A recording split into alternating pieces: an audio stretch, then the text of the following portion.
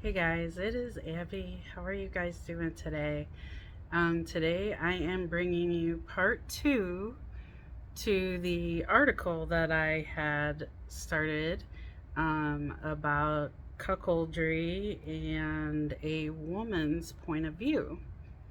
I found this very interesting. I hope you've watched the first video and now you're going to be able to get the conclusion of this article and the take on um, one woman's point of view with cuckolding. And I found this article very interesting and it really made me think a lot. Um, so, yeah, any of you out there who are cuckolds or interested in that, hopefully this gives you some things to think about and start up a conversation with your partner. So,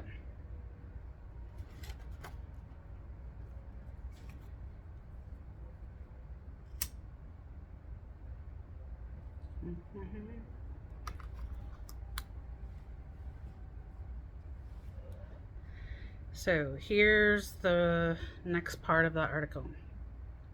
It says, know your mind. What if the woman is the one who needs adventure? New cuckoldresses generally have concerns in two areas. She may be afraid of losing what she has with her partner, and the other fear is she may have is to be exposed. When you are with your partner, talk about your fantasies, describe how you would love to experience another man, and put it in your sex play. Men have these clever polygraph tests built in. They get erections. Watch what happens. Just the mention that I'm texting a lover or how much I enjoyed my last one will give my husband the screaming erection of a 20-year-old. How fun is that?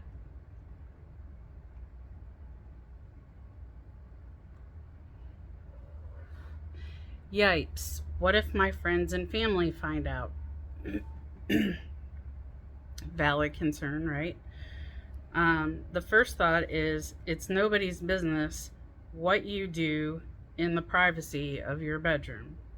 Your goal is to protect your primary relationship by profoundly understanding your motivations as well as your partner's. Decide together who you may want to tell, if anyone, but don't feel obligated to. My way to weigh this is to ask myself, would this story end up being a burden to them? Sex life stories are usually a burden they don't want to know.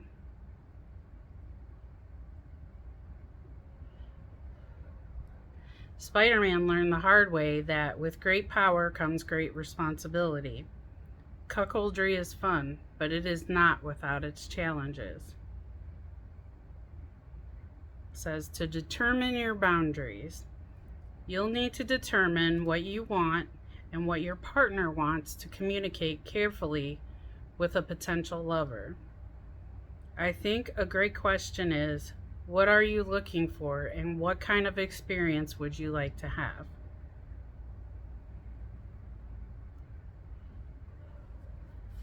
This question can give you insight into your bull and communicate to him how your dynamic with your husband works and what you would like to experience. Quality bulls will welcome this exchange. Don't miss it. I'm attractive to confident and masculine men of color. In many cases, this group of men prefers submissive women. I'm not submissive, so it requires some definition.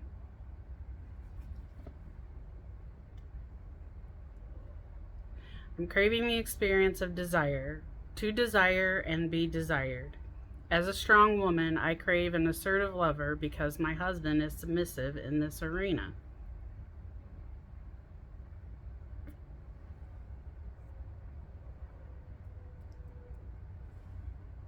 I love to surrender my femininity into a very masculine, virile male. Oh shit. Too short.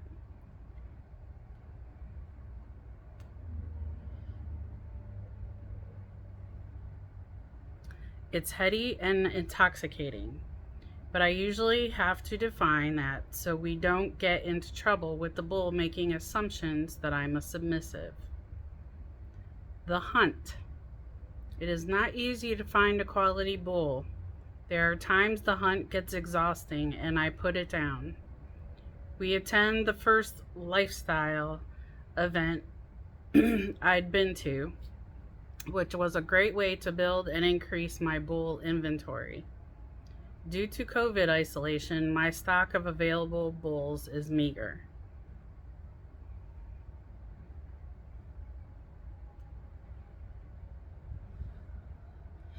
The cuckoldress holds the power.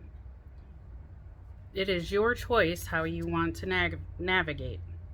Part of the challenge is to determine what you want. Your needs and wishes will change and evolve just like your need for security and adventure. Remember, this happens for everyone too. What you may be interested in today may change. Do you want one long-term lover or 10? Short-term or long-term? Hunt for what you want and be willing to be very open and authentic. The trick is to find the one you are attracted to who wants what you want. For example, if you want something intimate and long-term, does your bull? Many are not looking for that. Don't take rejection personally. Each of us has the right to seek out what we want. We will not be everyone's choice, nor will they be ours. The cuckoldress and the lover. Now you understand yourself and your partner, and you find a great candidate for what you want. Then you decide how often do you get together. Do you enjoy nights, weekends, and maybe trips away? If it gets serious, is he open to moving in? How much time is too much? Every bit of this is by agreement.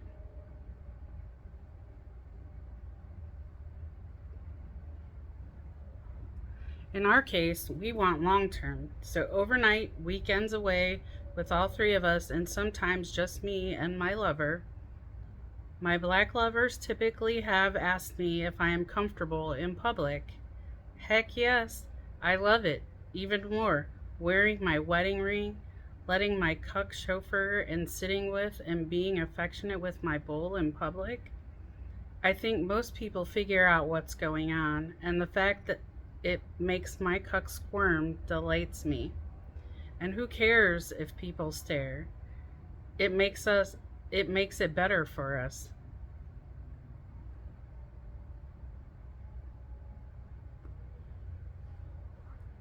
In what way will your lover be involved with your husband? Are they open to the cuck fluffing and cleaning up? Or are they afraid of another man touching them in any way? Discuss these options carefully, as each comes with its share of risks and rewards. Oh yes, there is fun.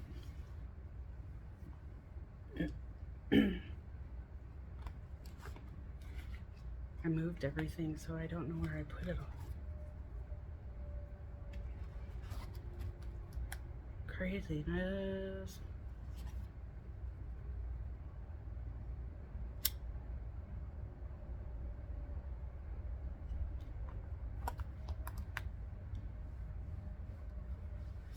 All right. Now that both of you have decided to find some people to engage with, where do you start? Sometimes it is my hunt, but I get burned out, then make my husband search profiles and begin communication. You don't need to settle. Be picky. It is your body and your choice. You deserve it.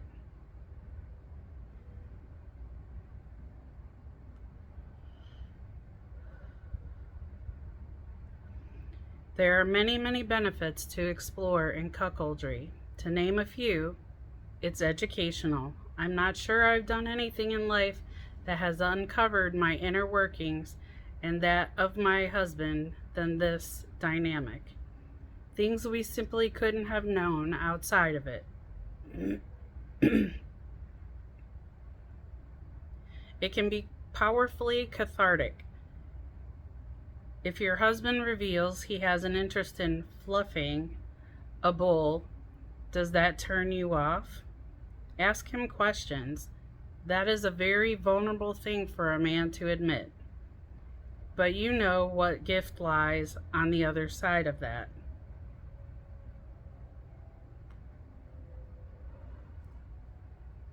You accept your husband's interests without judgment, and it will bind your trust like a vice. Don't we all want to be accepted just as we are?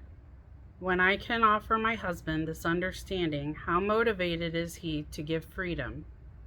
In both cases, we support and encourage each other to expand and express ourselves as we are. It has created unbreakable trust and love.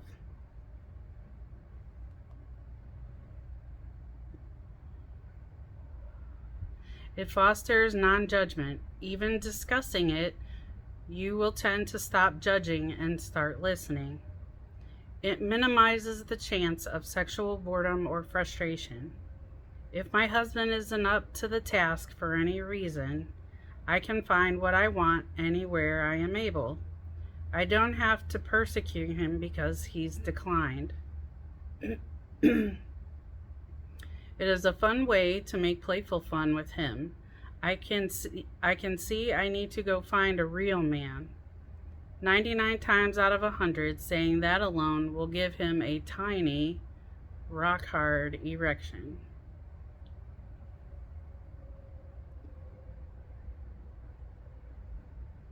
It dramatically enhances your communication, intimacy, and trust with your partner. If it isn't doing that, stop and talk. It will boost your confidence. Let's admit it. Being desired is very compelling. So is desiring someone else. You feel like the queen of your personal universe because you are. Biggest reason of all, it resolves the universal and confounding problem of having both safety and security and change and adventure in your relationship. Resolving this by cuckoldry has solidified our marriage completely, and it is worth every bit of effort to work it through.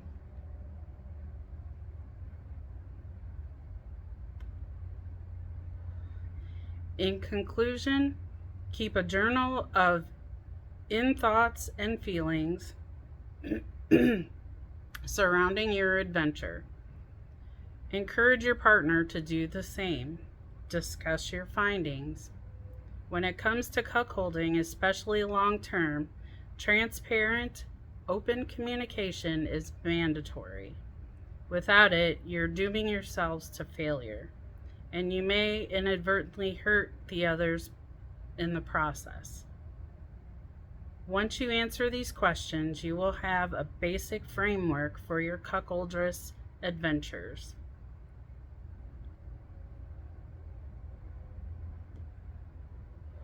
Celebrate your freedom and enjoy the most intimate and joyful relationship possible with your partner if you do this carefully.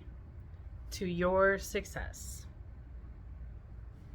And that is all of it. I have to say that I found this article very enlightening, very interesting. I hope you guys did too. It's some good information, a lot of information about how to get started, a lot of good questions actually about what you and your significant other need to discuss beforehand, and what you should discuss during and throughout. You all know I'm a big fan of open and honest communication, so that being said, clearly being transparent and doing this and being open and honest and keeping those lines of communication open, especially as you're going through this and things may change and twist and turn. and you guys both feel more comfortable um, doing this on the long term, I can see where it would bring you closer together. Like, this is something that you guys have created for yourself that no one else has a hand in. Um, you know, your bull is there as an accessory, not to demean him in any way, but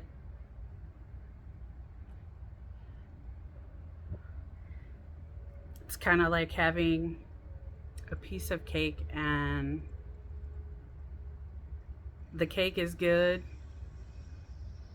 but when you add frosting to it, even better. I know that's probably a horrible analogy, but on the spot, that's what I got.